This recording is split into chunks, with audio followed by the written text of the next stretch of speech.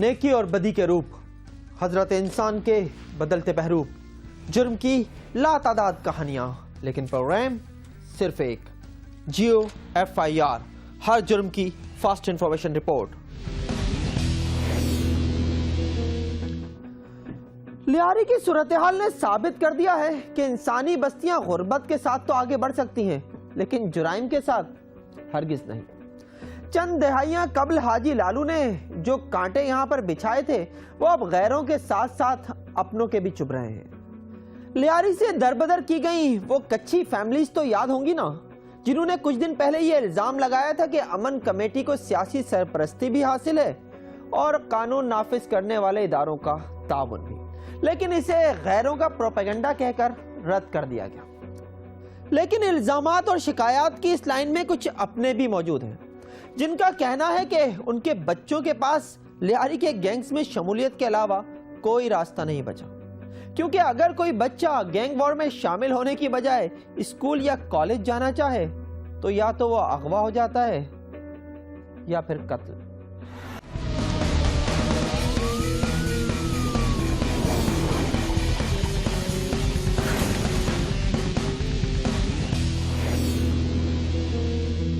पहले हमारे बच्चे को लेके गया नौशाद बलोच का, वो हबीब जान ने काम के लिए बुलाया, फिर लोगों को देखा, बोला हबीब जान नौशाद को उठा के लेके गया। फिर उन लोगों को पास हम गया, बोला हम काम के लिए, बोला फिर हबीब जान के पास हम गया, हबीब जान बोलते हैं हमारे पास नहीं है। सारा दिन हमारे कमेटी में घूमते रहते थानेों में 3 दिन से। फिर तीसरे दिन ने उसको मार दिया, फेंक दिया नौशाद बलोच को। 4 बहनों को एक लौता भाई था, वो 3 साल के बच्चा था, उसको बाप का इंतकाल हुआ। हम काम करते उसको पाला, वो ऐसा जालिम था। इंसाफ है, गरीब को कोई साथ नहीं देते।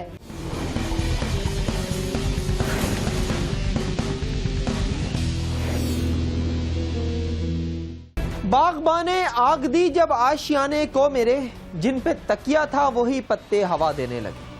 यानी 80 की दिहाई में जो आग हाजी लालू और बाबू डकैत ने लियारी और आसपास के इलाकों में सुलगाई थी, उसे भड़कता हुआ शोला बनाया अरशद पप्पू और रहमान डकैत ने।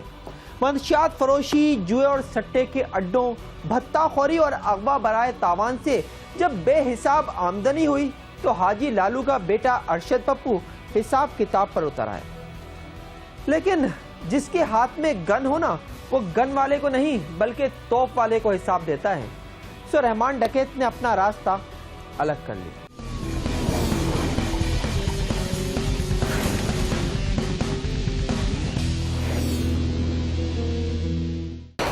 रहमान हमारा अपना आपका बच्चा था, उसके पास नाजायज कर ज्यादती किया, हमारे ही पाला हुआ हमारे लिए नासूर बन गया।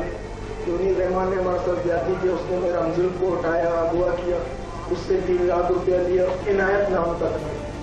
उसके बाद यानी रहमान ने चौथा दिन इनायत को मार दिया, तो मुझे फोन किया, बोला मैंने आपका अंजुल को मार दिया, उसका लाश पड़ा है, उठा कर ले गया। फिर इधर से हमारा दुश्मनी शुरू हो गया। 2005 को जो है अरशद पप्पू के वाइफ का सरगम मामू अनवर भाईजान, ये हमारा साथी दुश्मनी था उनसे। हमें इतला मिली कि वो किसी जनाजे में आ रहे, तो हम लोग पहले वहाँ पर रोड पर बैठ गए थे, गरीब शाह रोड पर। तो जैसे ही आया हमने उस पर फायरिंग किया, अनवर भाईजान हलाक हो गया और जो इसका साथी जख्मी हो गया था और हम लोग मौके से फरार हो गए। क्यों उस पर फायरिंग करी? तो जो अरशद पप्पू के वाइफ का सरगा मामू था और हम लोग का दुश्मनी था उससे, तो कंप्लेने करता था खिलाफ, ये सारे लेटरे वही बेचता था।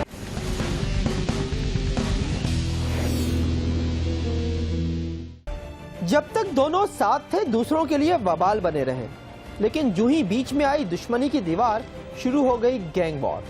और इस जंग का सबसे ज्यादा नुकसान किसे हुआ, ये किस्सा बाद में छेड़ेंगे। पहले बात हो जाए दोनों वार लॉर्ड्स के अंजाम की। और इस अंजाम का आगाज किया हाल ही में शहीद किए गए पुलिस ऑफिसर चौधरी असलम ने। साल था 2009, जिसमें एक पुलिस मुकाबला हुआ और रहमान डकैत अपने साथियों समेत मारा गया।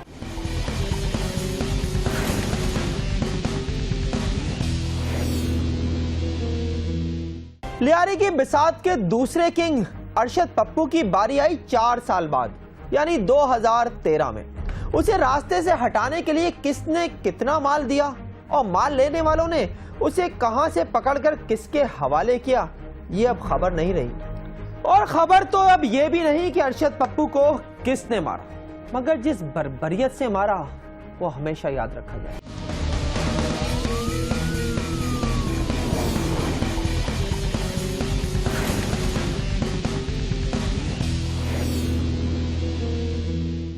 अरशद पप्पू और रहमान डकैत के बाद गैंग वॉर के मरकजी किरदार उजैर बलोच और नूर मोहम्मद और बाबा लाडला हैं। इन दोनों की मुजरिमाना बादशाही में दूसरों के साथ जो लूट मार और मार काट हुई वो तो सब जानते हैं, लेकिन ये जो कुछ अपनों के साथ कर रहे हैं वो वाकई एक बहुत बड़ी और इबरतनाक खबर है। सबूत है वो दुखियारी बेवा जिसके इकलौते बेटे को गैंग वॉर का हिस्सा बनने से इनकार पर कत्ल किया गया। वो इस दुख से संभल भी ना पाई थी कि उसके भतीजे को उठा लिया गया। और ली मार्केट का 13 साला हम्माद कैसे गायब हुआ, ये किस्सा चाची के बजाय माँ और बाप से सुनते हैं।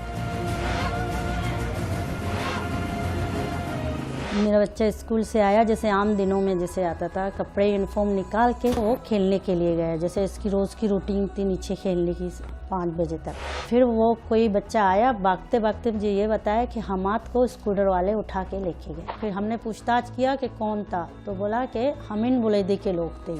फिर हम दूसरे ही दिन गए, फिर बोला हाँ 1 मिनट सबर करो। 1 दिन बाद फिर दूसरे दिन 2 दिन, फिर तीसरे दिन गए तो उसने बोला अभी मेरे हाथ में नहीं होगा, उजैर लेके गया बच्चे को। मुझे फ़ोन आया अमीन बुलैदी का, तो अम्माद हमारे पास है, हम लोग ली मार्केट में बैठे हुए हैं। उन्हें नाम लेके बताया कि मैं हूँ, सरवर है, अमीद पठान है, फरहान है। तो मैं बोला भाई क्या चाहते हो, आखिर बोलो तो सही। तो बोला ये मैं पर बताते हैं आपको 1-2 दिन में। तो मैं बागदौड़ में लग गया। मैंने ये यूसुफ नाज को पकड़ा जो यहाँ का सदर है। तो मेरे को यूसुफ बलोच का नंबर दिया गया, तो मैंने उनसे रब्ता किया।